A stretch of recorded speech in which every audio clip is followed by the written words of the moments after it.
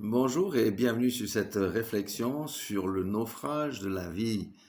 Voilà, ça paraît un petit peu étrange, mais j'aimerais lire une parole dans Marc 8, 34. C'est Jésus qui parle. Il dit, puis, ayant appelé la foule avec ses disciples, il leur dit, si quelqu'un veut venir après moi, qu'il renonce à lui-même, qu'il se charge de sa croix et qu'il me suive. Amen. Quand Jésus, le Christ, dit renoncer à soi-même, c'est en totalité. Beaucoup de personnes, et peut-être que nous en sommes, il faut qu'on s'examine, nous avons renoncé à nous-mêmes, et peut-être à 70% ou à 80%, mais il y a des choses qu'on n'a pas renoncé à nous-mêmes. Et lorsqu'on ne veut pas renoncer à ces choses, ça veut dire qu'on ne peut pas prendre la croix de Christ. Et ça veut dire que nous aurons un problème au bout de la route. J'aimerais parler des naufrages de 4 personnes. Le premier qui a fait un grand naufrage, c'est Judas. Judas, pourquoi il a fait un grand naufrage? Parce qu'il avait dans sa coque un petit trou qui s'est élargi avec le temps et qui a fait couler son bateau. C'était l'amour de l'argent. Judas est mort à cause de l'argent. Il a fait naufrage à cause de l'argent. Pourtant, il avait fait des miracles comme les autres. Il avait guéri les malades, ressuscité des morts et toutes ces choses.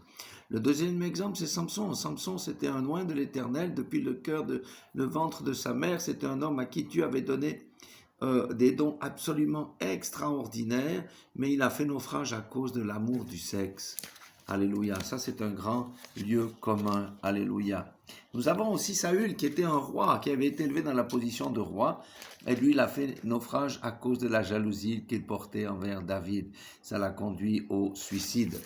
J'ai déjà dit une fois, il y en a un autre qui a fait naufrage, c'est par rapport à l'orgueil, c'est le roi Nebuchadnezzar, où le Seigneur l'a puni en le mettant 7 ans avec les bêtes des champs à manger, avec les bêtes des champs à manger de l'herbe et à subir la rosée. Mais la bonne nouvelle avec les Nebuchadnezzar, et c'est la bonne nouvelle pour nous, quel que soit notre défaut, c'est qu'il s'est repenti et il a donné gloire à Dieu.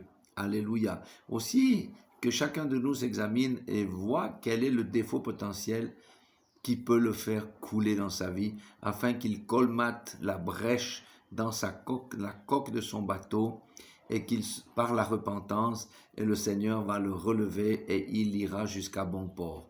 Voilà, soyez tous bénis dans le nom puissant de Jésus-Christ de Nazareth. Amen.